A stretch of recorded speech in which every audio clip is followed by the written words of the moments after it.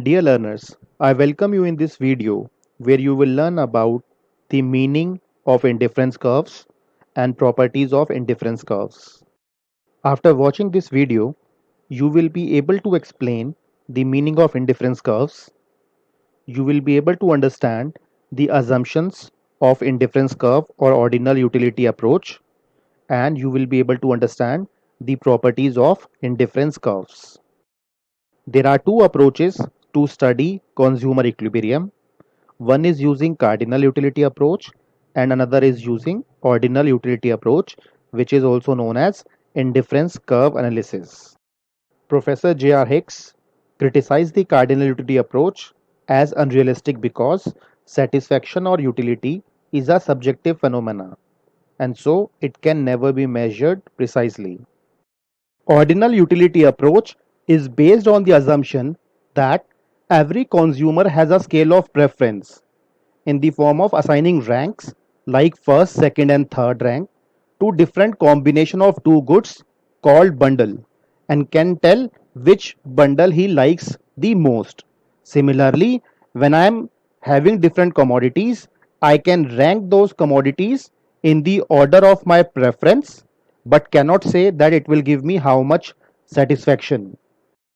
For example, if I have to make a choice between two commodities, say burger and pizza, under cardinal utility approach, I can say pizza gives me more satisfaction as I get 60 utils as compared to burger, which gives me 40 utils. Whereas in ordinal utility approach, we cannot assign numbers to utility, so I can say my first preference is pizza, which gives me more satisfaction as compared to burger, which is my second preference. There are few assumptions in the ordinal utility approach or in the indifference curve analysis.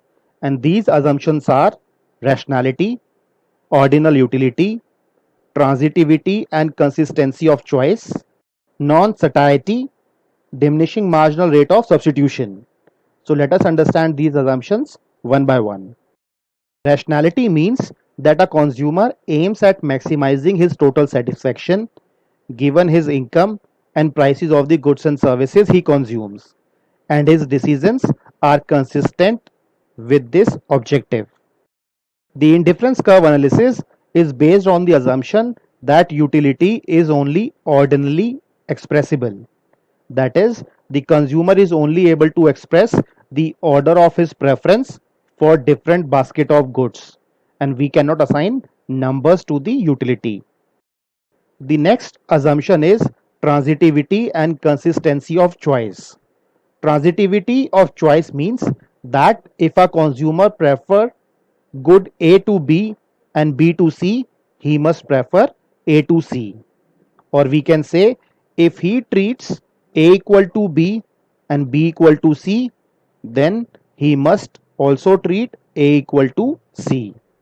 And consistency of choice means transitivity of choice over a period of time, that these choices will not change with the passage of time. The next assumption is non-satiety. It is also assumed that the consumer has not reached the point of saturation in case of any commodity. Therefore, a consumer always prefers a larger quantity of all the goods. The next assumption is diminishing marginal rate of substitution. The marginal rate of substitution is the rate at which consumer is willing to substitute one good for another so that total satisfaction remains the same. The marginal rate of substitution is given as delta y divided by delta x. The ordinal utility approach assumes that delta y or change in y divided by delta x, which is change in x, goes on decreasing when a consumer continues to substitute x for y. Or in simple words, we can say the amount of x which we are willing to substitute for y, with each substitution, this number of units will keep on decreasing. That is the meaning of diminishing marginal rate of substitution. Now we have understood the meaning of ordinal utility and assumptions of the indifference curve analysis. Now let us try to understand the meaning of indifference curve. So when a consumer consumes various goods and services, then there are some combinations or some bundles which give him same satisfaction. So the graphical representation of such combinations is termed as indifference curve. Or in other words, we can say an indifference curve is a curve that shows all those combinations or bundles of two goods which give equal satisfaction to the consumer, other things remaining constant. So let us try to understand it with the help of a indifference schedule. So in the given schedule, you will find there are different combinations A, B, C, and D, and we are getting a equal amount of satisfaction whether we consume A or combination B or combination C or combination D. On combination A, we are consuming 1 unit of commodity X or good X, whereas 8 units of good Y. On combination B, as we are increasing the good of X, which is 2 units now, so we will forego some units of Y to have the equal satisfaction, say 4 units. So to get one additional unit of good X, we are foregoing 4 units of Y, or we are substituting 4 units of Y for 1 unit of X.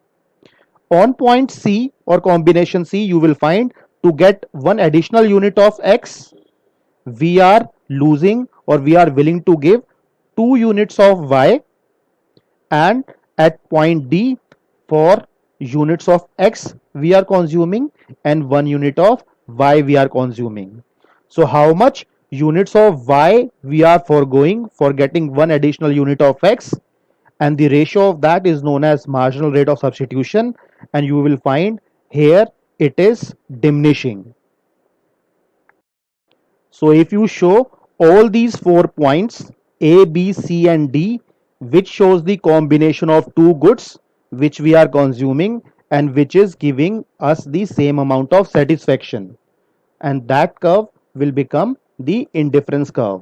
So we can say an indifference curve is a curve that shows all those combinations or bundles of two goods which give equal amount of satisfaction to the consumer.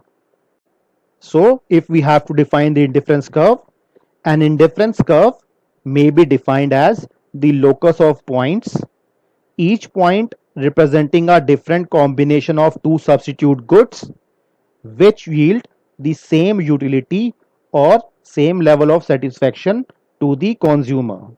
And this indifference curve is also known as iso-utility curve or equal utility curve. Any point on this indifference curve will give you same amount of satisfaction. A collection of indifference curves that represent different levels of satisfaction on a single graph is known as an indifference map.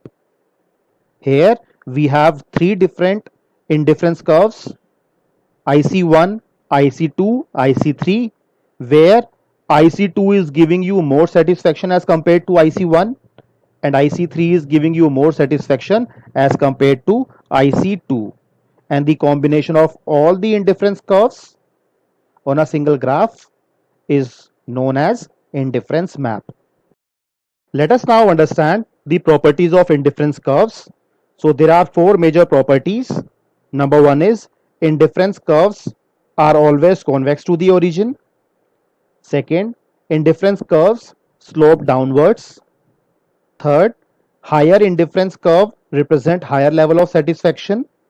And fourth, indifference curves never intersect each other. So the first property is indifference curves are always convex to the origin. And let us try to understand the reason. So if you recall the definition of indifference curve, which is a locus of point where each point represent a combination of two goods which gives you same amount of satisfaction. So if we are at point A where we are consuming 1 unit of good X and 8 unit of good Y, so if we move to B point where we are consuming 2 units of good X, So to have the same amount of satisfaction, we must reduce the consumption of good Y. So the quantity of good Y will decrease. So as we are keep on increasing the quantity of good X, quantity of good Y will decrease. That is the reason it is a downward sloping curve, and because of diminishing marginal rate of substitution, the curve is convex to the origin. The second property is indifferent curve slope downwards. It implies that as a consumer consumes more of one good, he must consume less quantity of the other good so that the total utility remains the same. That is the reason indifference curves are always sloping downwards. The third property of an indifference curve is higher indifference curves represent higher level of satisfaction. To understand this, let us understand this graph where we have IC1 as indifference curve 1 and IC2 as indifference curve 2. So IC2 is a higher level curve and the satisfaction at IC2 is more as compared to IC1. So let us understand. On IC1, when we are on point A, we are consuming x1 of good x, whereas y1 of good y. If you compare it with the point B on IC2, you will find the quantity of good y is same. We are consuming y1 of good y, whereas additional commodity of good x, which is x1 x2. So this is the additional quantity of good x we are consuming. So it is obvious that on point B we are having same quantity of good y but additional quantity of good x, which will give us higher satisfaction. So we can say higher indifference curve represent higher level of satisfaction. The next property is indifference curve never intersect each other. And to understand this, let us take two indifference curve IC1 and IC2 which are intersecting each other. So just pay attention on IC1, indifference curve 1. On IC1 we have 2 points, point A and point B, and you will find because they are on the same indifference curve, the amount of satisfaction which we will get from point A and point B will be equal. So we can say A is equal to B. Whereas if you pay attention on IC2, there point C and B are on the same indifference curve too, which means C will give you the same amount of satisfaction which is being provided by combination B. So we can say C is equal to B. So when A is equal to B, C is also equal to B. So we can say A should also be equal to C, which means the satisfaction which you are getting with the combination A is equal to satisfaction which you are getting with the combination C. But if in the graph you will see on both point A and C may be the same quantity of good Y you are consuming, but quantity of X is different. On point A, you are getting more of good X, which will mean that satisfaction is more on point A. So we can say two indifference curve cannot intersect each other because here A is not equal to C. Let us now check what we have learned in this video with the help of some multiple choice questions.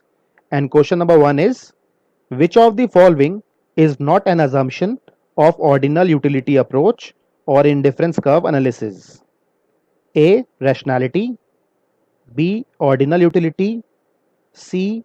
Transitivity and consistency of choice. D. Increasing marginal rate of substitution. And the right answer is D.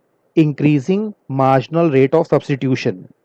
Blank is a curve that shows all combinations or bundles of two goods which give equal satisfaction to the consumer. A. An indifference map.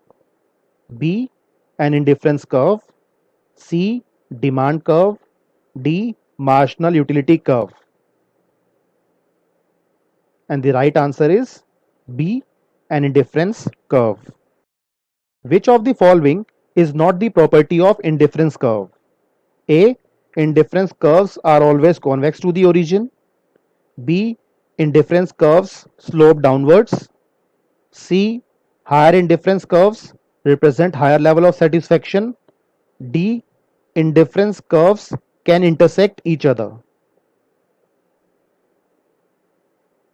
And the right answer is D. Indifference curves can intersect each other. A collection of indifference curves that represent different level of satisfaction is known as A. An indifference globe. B. An indifference map. C. An indifference picture. D. An indifference diagram. And the right answer is B. An indifference map. Thank you for watching this video.